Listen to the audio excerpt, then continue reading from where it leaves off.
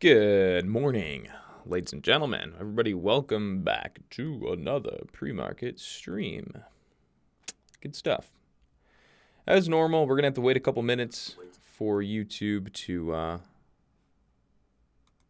YouTube to get going. Apologize if there's a little bit of an echo there. I just fixed it if so.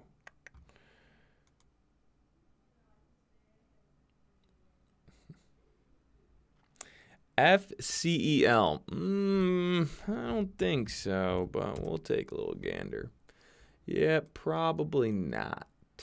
Not for me. Nope. Yeah, FCL. Yeah, you could look for a little bit of a spike today, but that'll most likely be coming down. Yeah. Yep. I wouldn't buy it personally, and I'd be bearish on that now. Considering it hit $1, I'd be bearish on it. I wouldn't be bullish on the stock by any means until it can get over $1 and hold over $1. Oh, it's actually up here. Excuse me. Yeah. So until it can get up over $1, I wouldn't be bullish on it anymore. But had a good move. Yeah, definitely. TORC, didn't really like TORC. AMRN did have a great day. KRTX is really just blah. KRTX is pump news. It's phase 2 trial, which really doesn't mean anything. Amazon's been fading out to the downside recently, so I mean, we can look at it, but let's just jump onto the two that I'll be watching. Two of the main ones, of course, I'll be watching AMD, Netflix, Roku, Facebook, Apple, all of those today. But two main ones I like are LK.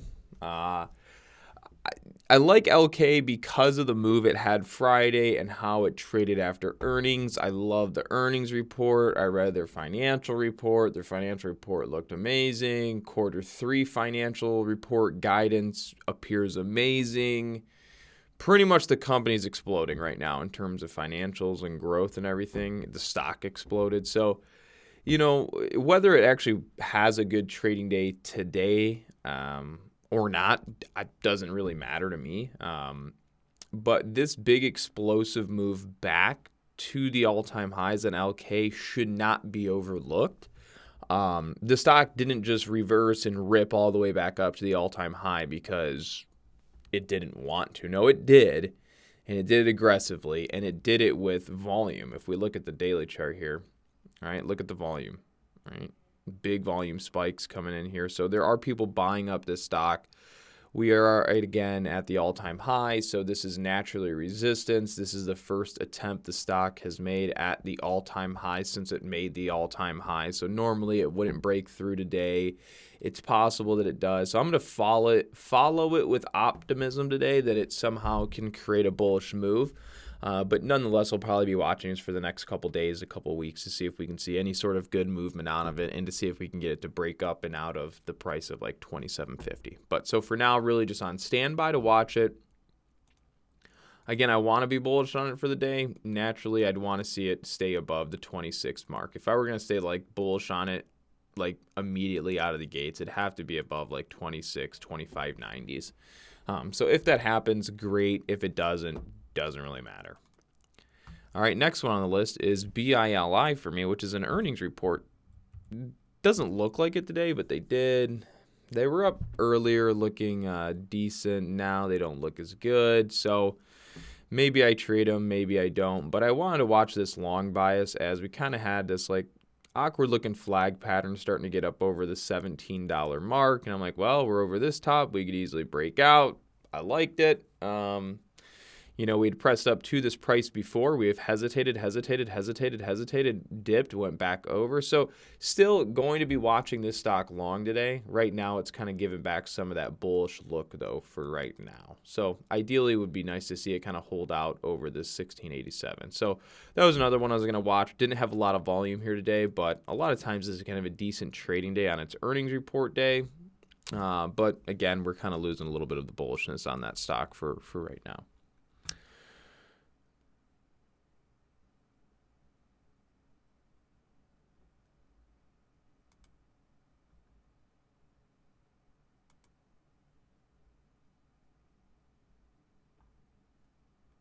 Okay. Good stuff. Thoughts on ACB, CGC?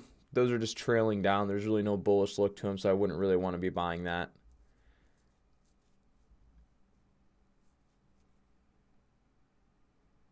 ATUS, like a stock like AMD. I'll take a look. Well, I mean, I don't know what this company does, but I mean, yeah, it's a fairly large price stock. It's got a low beta. It has a pretty big gap fill right now. Yeah, I mean, if you want to be long in this, your ideal play would have to be long over 27. In the short term, as of like right now. What's up, people? What's up, people? What's up, people? WINDX. Yeah, WINDX had a strong, like, random push up today. Wasn't really anything that sparked my interest too much. It just broke over resistance, had a short squeeze kind of play. Yeah, so it just kind of popped up. Maybe there's some news on it, but yeah, I mean, this is another one that's kind of up today. You could watch this. There's probably news. I didn't really look at it. It wasn't too concerning myself with it. Yeah, WINDX gains AMD proposed governance charges 300 million share buyback program. Okay, so there's a 300 million share buyback program. So pretty much the company's avoiding paying taxes and trying to provide a higher share price for its investors through a 300 million share buyback program. So anyways, yeah, could be watched. I mean, it did just spike up all the way into resistance. So again, I'm not really crazy about the setup myself. I'll probably pass on that one today. Do I think Uber found its bottom? Be custom. What's going on, brother? Has Uber found its bottom? Possibly. I mean, I haven't looked at Uber in a while, but I don't really care for Uber. I really don't. I don't like the stock, right? I like the idea of the company. I just don't like, they suck. They really just suck. They do have a slight divergence that's kind of playing out, but no, I wouldn't say they've found a bottom. They haven't bottomed. They haven't a higher low. They haven't started trending bullishly. They haven't really done anything that looks bullish. So yeah, it doesn't look good. And then also, I think it is, I think it was Lyft though. I don't know if it was Uber. It might have been Uber. I can't remember if it was New Jersey or New York or one of the states on the East Coast, I think it was, is now trying to charge, I think it was either Uber or Lyft, like $650 million and penalties and fines for unpaid taxes and things like that, because the state is trying to, again, this is government overreach, and the problem with government is the government's now trying to tell Uber or Lyft, whichever company it was, how to run their business, trying to tell them that all of their workers should be classified as W-2 employees, which is inaccurate, because at no point should a government be able to tell a business how it chooses to employ its workers as long as they are legitimately employed and not illegally employed, meaning they don't have any information on file, as in Social Security, which, again, you shouldn't even have a Social Security. I don't want to go into that. But anyways, the state's trying to find Uber or Lyft, I can't remember which one it is, like $600 million, because most of their workers are all classified as 1099 contractors, not W-2 employees. And if they're not W-2 employees, then that means the company doesn't have to pay 50% of their earnings, or taxes. So again, basically, it's the state trying to scam or use abuse of governing power to force the company to chuck up like $650 million. So again, government overreach there. So I can't remember if it was Uber or Lyft. I guess I'll have to look into it. But again, things like that have been going on for a while now. Alrighty. Looking at plug for a run, possibly. The rule of W-2 has to do with the employees are solely working. That one.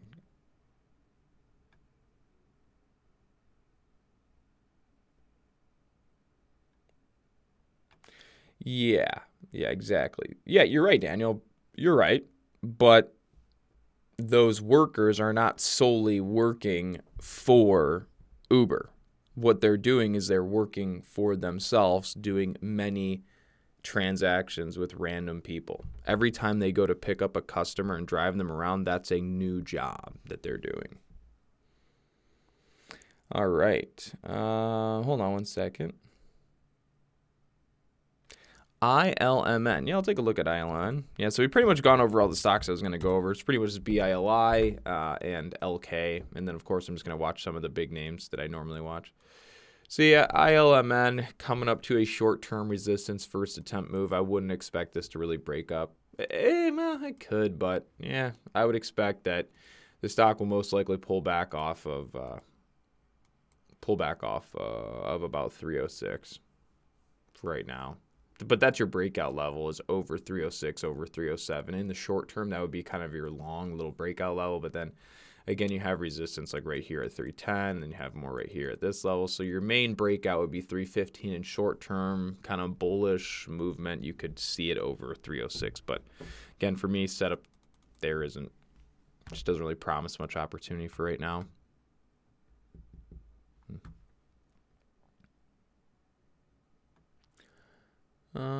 Do I still think Disney is a buy? Yes, I do. Let me go take a look at Disney. So I think Disney is doing what we kind of said it would do, which was maybe, yeah, I mean, it's still within the range of possibilities that we outlined, and that was that the day the news kind of broke and then it skyrocketed, we'd watch it long the following day, but did take note that it didn't necessarily have to move up that day. We could see it pull back for the next couple days and still to keep Disney on watch for a long over the next couple weeks. So yeah, we're still long biased Disney, and I'd watch it just like this, right? Look at the earnings day. Exploded, pulled back, held, consolidated. Then it had the news and it broke out, right? So big move, pulling back, consolidate, up, tick, round up, cool, up, out, long. So that's what I would see there, is more we're going through a pullback phase. And what you could watch is maybe for like a hold over 141.91. So if it drops out like another 3 or 4 points, you could look for a hold over the 142 level, So another $3 down, and you get to the 142 level where you could look for kind of like a support hold off this previous high.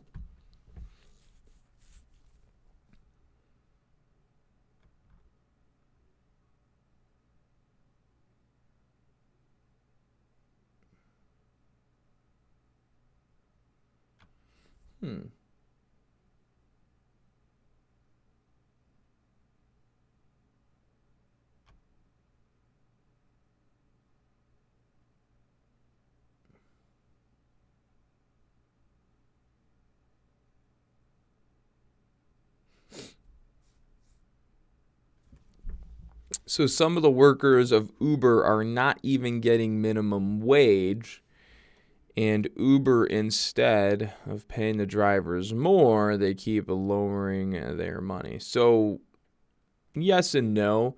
So I do understand it's more controversy. Well, actually, yeah, I mean, I understand the argument of point there that some of the drivers are getting less than minimum wage. Which it's possible, yes. But just like working minimum wage, you make less than minimum wage. Just like working $10 an hour, you get less than minimum wage. See, really, it's all the same thing, because by the time you get your money stolen from you by the government, pay your taxes, you're making less than minimum wage anyway. So for most people making anywhere from maybe $10 or $12, they're really still making minimum wage. And then anybody actually making minimum wage is still actually making less than minimum wage. So in reality, it really comes down to the amount of money you pay in taxes, how much sales tax you pay, gas tax you pay. So in reality, the average human only really gets to keep about 20% of their paycheck.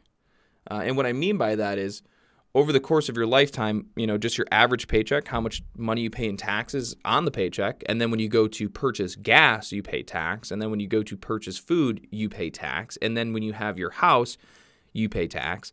And then when you have your phone, you pay tax. And now there's probably a tax on streaming. So when you watch TV, you now pay tax. So there's literally a tax added on to every single thing you pretty much do in this life. So in reality, instead of you keeping like 90% of your money, you really get to keep like 20% of your money. And then the government takes all the rest of it. So you don't just get taxed 30% of your income or 25% of your income. You're literally getting taxed almost 70, 50, 60, 70, 80, 90%, however your tax bracket falls. But yeah, you're really getting taxed like 50, 60% of your money. But most people don't think like that. And most people just think the tax ends at their income tax. So when it comes to Uber drivers actually make far more than minimum wage. It's just that since they're self-employed contractors, they don't accurately know how to operate and run their own business.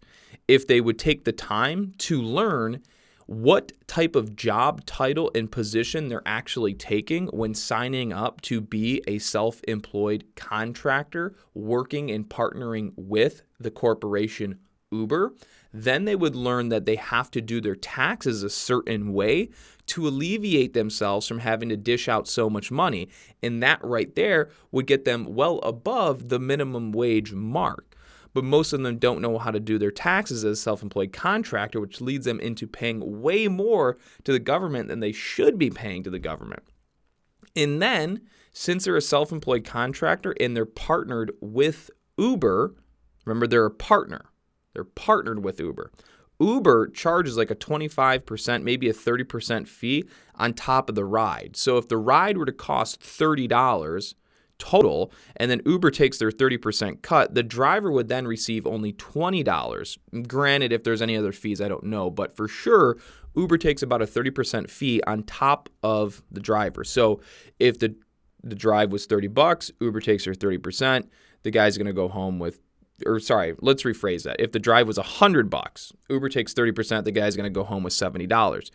When it comes time to do taxes at the end of the year, Uber is going to allow you, or you can find out how much money you had to give to Uber in order to operate your business, which is a business expense. So if at the end of the year you did however many trips for Uber and you made $50,000 driving for Uber total, and then they also took $20,000, or no, that's kind of high. Let's say they took $15,000 in fees. You could then write $15,000 in fees off of your total income. So if your total income was $50,000, they took 15. You could write $15,000 off of your income, which means now you're going to get taxed on only $35,000 instead of $50,000. So why doesn't Connor do some math for you guys? So let's do it like this. If you had made $50,000 and that puts you in a tax bracket of, let's just say 20%, I don't know off the top of my head, so we'll go times by 0.2, you would pay $10,000 in taxes, right? But if you had $50,000 in revenue minus $15,000 you had to pay to Uber, that would come out to $35,000. Times that by 0.2, you would pay $7,000 in taxes, which means you'd save yourself $3,000 in taxes. And then every single mile that you drive for Uber can be deducted at the annual mileage rate, which right now I think is like 58 cents, close to 60 cents. So you're almost getting $1 back, or, over 50 cents back for every single mile you drive. So if you drove 10,000 miles for Uber in the year of 2019 and the mileage rate is 58 cents, you can deduct $5,800 more off of your income, and you're at $35,000. So now you'd be down to just less than $30,000, which means you'd get taxed less than $7,000. So again, you see how all those numbers I'm going through in my head? That's the type of thing that you have to know and have to do when you're a business owner, or yes, the government will turn you over and just give you the pounding. That's what they'll do to you, okay? So Uber workers do make more than minimum wage. They just usually don't know how to operate their own business when doing that.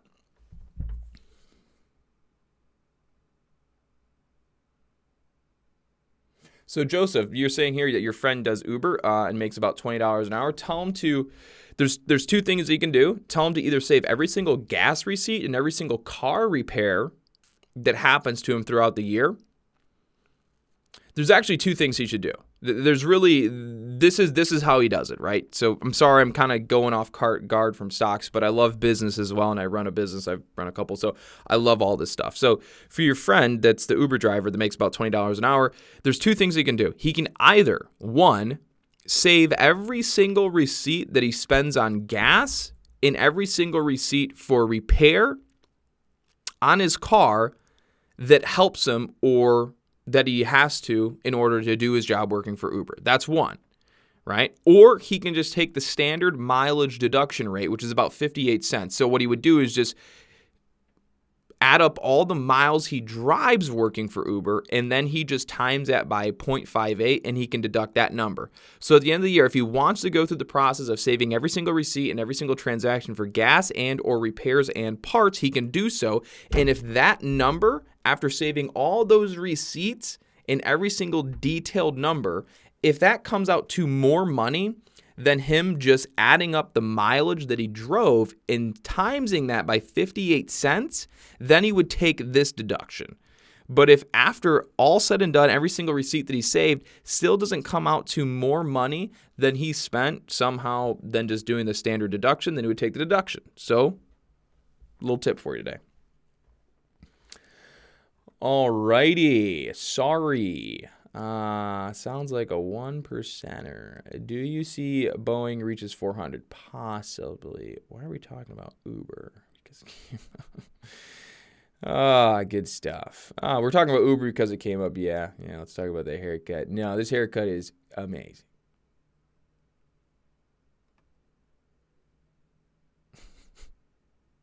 Sorry, I'm just reading a couple questions here.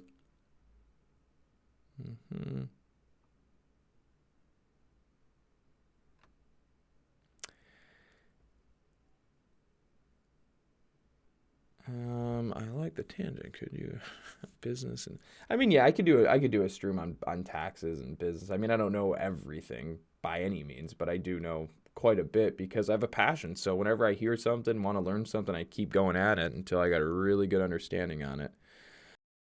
Okay, so with all that said and done, really what we've come up with today is that I'll be following LK, BILI, Disney. Again, Disney's pulling back. I don't really think that's ready. I do like Netflix. These are going to be a couple just random that I touch on. So Netflix, Netflix could be a long today. Again, we kind of had this down move. We bounced all the way back up. So I'm kind of watching Netflix long, but I'm also watching it short because really it's at like the top of this random channel. But nonetheless, I think we could be seeing a good move coming from Netflix in the next couple days, possibly today. And the reason I say that is look at this down move and then the up move, right? That just went down and got bought all the way back up. So it's pretty much a bullish engulfing candle. There might be, like if we do like a 4-hour chart, maybe a daily chart, kind of. But yeah, that's pretty much a bullish engulfing setup, right? Where we have this move down, and then these candles come right back up and pretty much engulf that bearish downward move. And now you could look for kind of a breakout over these highs, right? So you'd be tracking for a breakout move there, okay?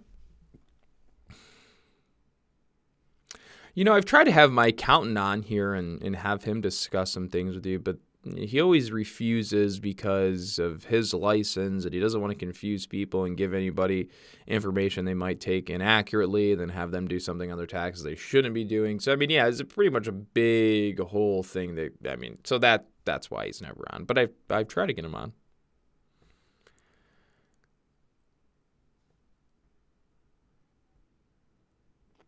No, the class that we do is usually at 11:30, so pretty like mid-morning, later morning. Let me take a look at PCG. That's a kind of a couple times I've seen that, so let me take a little gander real quick.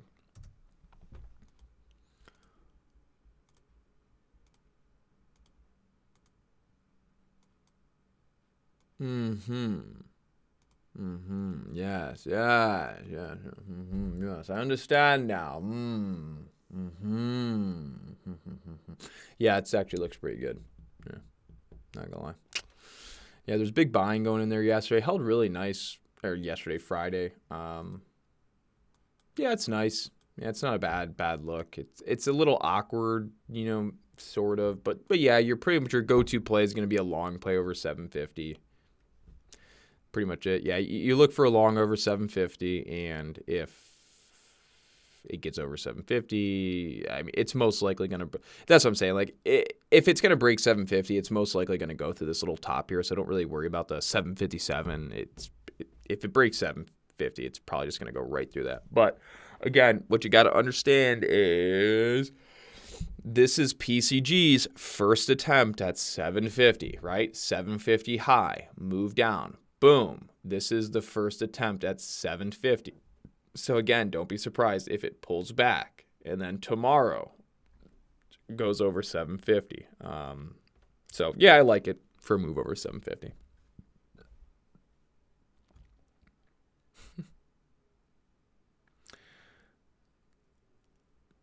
I've tried to have both financial advisors and tax people on, but they kind of avoid it. Yeah. I mean, there's a lot of things that go in with that. So anyways, with that being said, ladies and gentlemen, I'm going to end the stream there, and I will see you guys all later for another video and another stream tomorrow morning. Everybody take care. Have a great day, and I'll see you guys tomorrow morning.